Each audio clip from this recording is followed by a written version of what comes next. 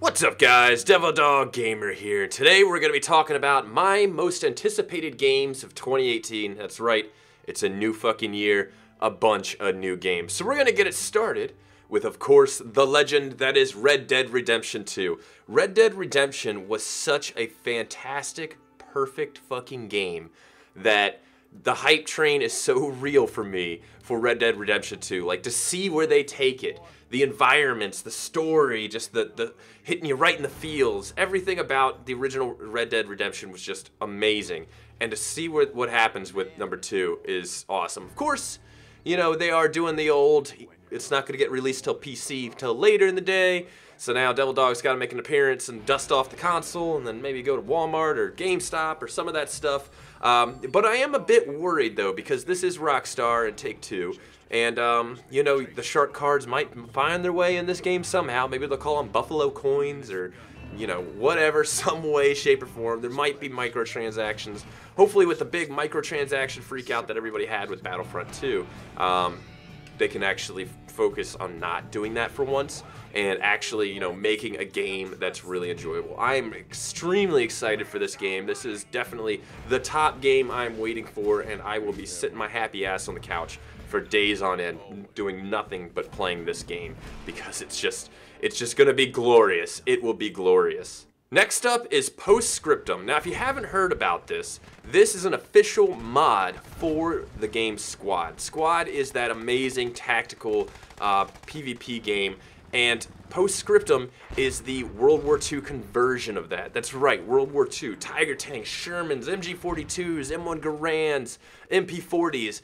It's going to be amazing. This game is looking to shape up like the best World War II game that you've ever seen. I mean, it just looks amazing. I can't wait to get my hands on it, actually try it out, get in there. And the crazy thing is, with Squad, everybody has a radio, but with World War II, you had a radio man. So it's kind of going to be interesting to see how squads talk to each other and how the communication works because of lack of radios. If it's just going to be, you know, what you can shout to each other in local, and then the radio man's got to pass on that stuff. But I really, the future of this game is amazing, and I can't wait for it. I'm really hoping to see some aircraft, some, like, you know, Omaha Beach, you know, all kinds of crazy World War II stuff. This is definitely the World War II game that I've been waiting for, and I cannot wait to get my hands on it. Next up, we have a Jurassic World Evolution. Now, if you remember the old game Jurassic Park Genesis, where you got to take control of your own Jurassic Park and,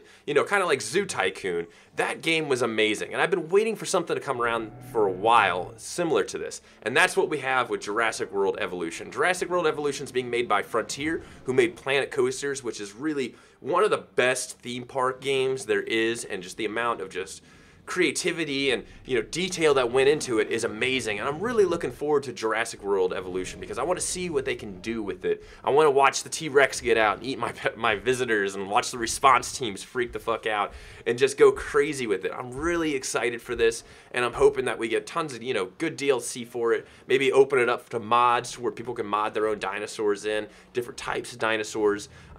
You know, Planet Coaster has a workshop that has some pretty cool stuff, and I'm kind of hoping we get something similar to that with Jurassic World Evolution. But definitely, you know, ever since I played Jurassic Park Genesis, this has been something I've wanted for a while, and this is definitely on my radar of a game to play in 2018.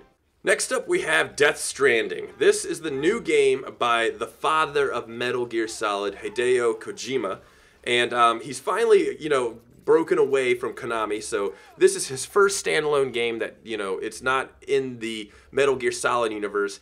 And I think what excites me the most about this game is I have no idea what it's about.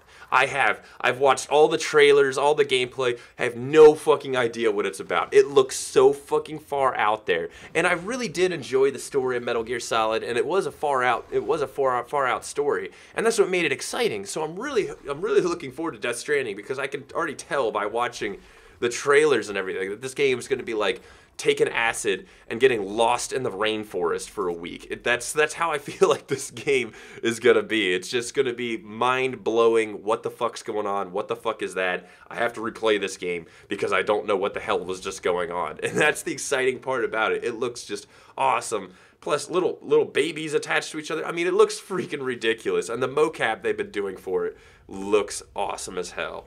The next game up is Ready or Not. Now, I'm a big fan of the SWAT series, and after SWAT 4 and then Sierra Tanked, we've really needed a good SWAT game similar to that series. And Ready or Not looks like it's gonna be the game to finally fucking do that. Ready or Not is a SWAT team game where you take up in a SWAT team and encounter different situations, hostage situations, you know, mass shooting, stuff like that. But what looks really good in Ready or Not is that it looks really dark. It looks dramatic. There were a few missions in SWAT 4 that had some darkness to it, with serial killers and finding graves and stuff like that. And Ready or Not looks like it's gonna go that route. It's dramatic. There's a scene in the trailer where you can see like a classroom where it looks like you're gonna have to respond to a school shooting, and it looks like it's gonna get you in the feels. Not to mention the gameplay for it looks amazing. The gunshots, the dust blowing off the walls, the ricochets and everything like that. It looks like it's gonna be pretty much the SWAT game everyone has wanted for a very long time. And you know, this is definitely one of the top shooters for 2018 for me, and I'm really excited to see this release, and really hope they take their time on it and not rush it, because we really do need a good SWAT game, and I don't want it to fall flat on its face, because just the trailer got me so hyped up that I literally check it all the time to see if it's up on Steam or anything like that, because I just want constant updates of this game, and it just looks like the SWAT game we've all wanted. Next up is Sea of Thieves. Now, Sea of Thieves is an upcoming pirate game, multiplayer pirate game, but it's got kind of a cartoonish play to it. I know we have Blackwater, which is, your competitive pirate game, but this is more of an open world, go around on a crew with your friends, explore, look for treasure, meet other crews, and battle them in the seas. And some of the stuff looks hilarious. Like if someone on your crew is misbehaving, you can make them walk the plank, or you can vote them into the brig, or they literally get stuck down in the brig, down to the bottom. The islands look pretty awesome with just different caves to explore and treasure, and then not to mention crewing your ship and exploring and battling it out with other crews. This game definitely looks like it's gonna take some hours of my life away, and grab the crew, have some fun adventures. I'm not a big fan that it's a Windows Store game, so now I got to deal with the Windows Store on PC. Not a fucking fan of the Windows Store, so that's kind of like the only con I can see with it. But it doesn't, I don't know. It really could turn into one of those games that you, like a mass RPG-ist type adventure game, to where you really have to delve some hours into it to unlock different secrets. But I really am looking forward to it, because multi-crewing ships is fucking amazing, and Sea of Thieves looks like it's got that on lock.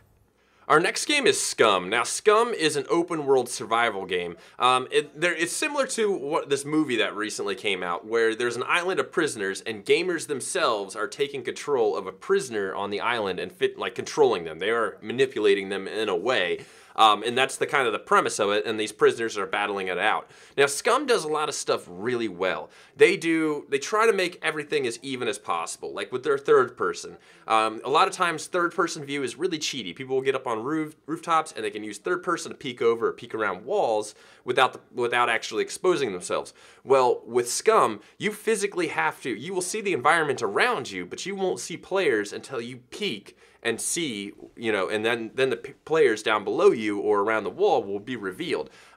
Scum's doing some really awesome things with that, making it so, you can't turn your textures down and stuff like that, and, use that as like a cheaty way of being able to see, everybody around hiding yourself and being able to see through all the foliage and stuff like that. They're really working their way around trying to make everything as even as possible. The environments look cool, the weapons look awesome, the skills look amazing. There's just so many intricate details with Scum. I could talk about it for like a half a fucking hour. It looks amazing, and there's just so much detail to it. This is definitely gonna be one of my shoot 'em up games for 2018. And finally, we have to at least put one zombie game in there. I know everyone's tired of zombie games, but Dead Matter is a game that was recently kickstarted and actually met their goals. And it's a new take on the zombie survival genre. It's more of, you know, building, being able to, you know, take over buildings and turn them into your own. But the biggest thing that drew me and why I backed it was because towns and cities aren't just going to have a handful of zombies. They're going to have hundreds of zombies, hordes of zombies. The way it should be. You should go into these high population areas and just see a fuck ton of zombies, and that's what they're striving for. A large map, tons of content, tons of customization, you know, everything you've pretty much wanted from a zombie game.